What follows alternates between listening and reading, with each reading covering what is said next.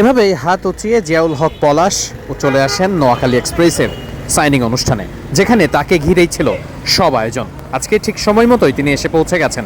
নির্ধারিত সময়ে প্রায় ২০ মিনিট আগেই তিনি এসে পৌঁছান স্পটে। এরপর জিয়াউল হক পলাশকে নিয়েই যেন সবার ব্যস্ততা। নোয়াখালী এক্সপ্রেসের ব্র্যান্ড অ্যাম্বাসেডর তিনি। নোয়াখালী এক্সপ্রেস দল বিপিএলে আসার পর থেকেই আলোচনায় ছিল জিয়াউল হক পলাশ কি নোয়াখালী এক্সপ্রেসের অ্যাম্বাসেডর হবেন। ব্যাচেলর পয়েন্ট নাটকের মধ্য দিয়েই সবাই তাকে চেনেন নোয়াখালীর চেয়ারম্যানের ছেলে বলে। সেই জিয়াউল হক পলাশ শেষ পর্যন্ত নোয়াখালী এক্সপ্রেস দলের ব্র্যান্ড অ্যাম্বাসেডর, এবং তিনি এসে পৌঁছানোর পরেই ভক্তরাও তার সঙ্গে ছবি তুলেছেন। এরপরে দলটির মালিক পক্ষের সঙ্গে সাক্ষাৎ শেষ করে অনুষ্ঠানে যুক্ত হন জিয়াউল হক পলাশ।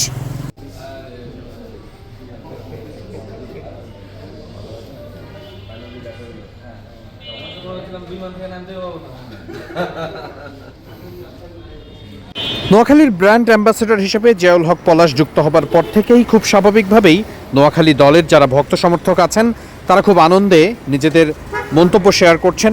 তারা জিয়াউল হক পলাশকে নিজেদের দলের ব্র্যান্ড অ্যাম্বাসেডর হিসেবে দেখতে পেয়ে কতটা খুশি সেই আত্মতৃপ্তির কথাও জানা যাচ্ছে। নোয়াখালী এক্সপ্রেস যে ফেসবুক পেজ আছে সেখানকার কমেন্টে ব্যাপারগুলো নিয়ে অনেক কথা হচ্ছে, আলোচনা হচ্ছে। বর্তমানে তরুণদের কাছে খুবই জনপ্রিয় জিয়াউল হক পলাশ। খুব স্বাভাবিকভাবেই নোয়াখালী এক্সপ্রেস দলের হয়ে তিনি যখন ব্র্যান্ড অ্যাম্বাসেডর হিসেবে বিপিএলের মঞ্চে থাকবেন তখন খুব স্বাভাবিকভাবেই জিয়াউল হক পলাশের প্রতি আগ্রহ আকর্ষণ বাড়ছে ক্রিকেট প্রেমীদের। নোয়াখালী এক্সপ্রেস দলের ব্র্যান্ড অ্যাম্বাসেডর হিসেবে যুক্ত হবার অনুষ্ঠানে জিয়াউল হক পলাশ এসেছিলেন দারুণ মুডেই। সময় নিয়েছেন, সবার সঙ্গে কথা বলেছেন, দল নিয়ে আলোচনা করেছেন।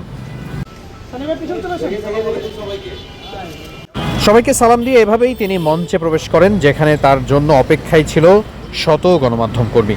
সবাই জিয়াউল হক পলাশের অপেক্ষায়। এরপরে তিনি সেখানে যান, মঞ্চে গিয়ে সবার সঙ্গে কথা বলেন, দল নিয়ে কথা বলেছেন।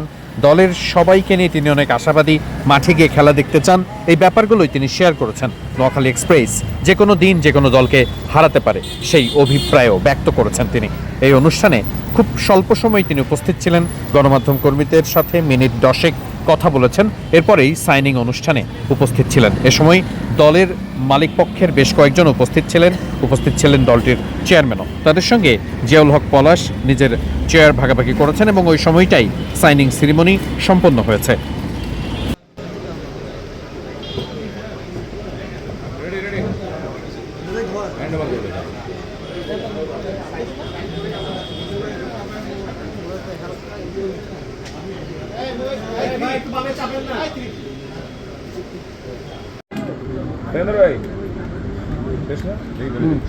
Sir.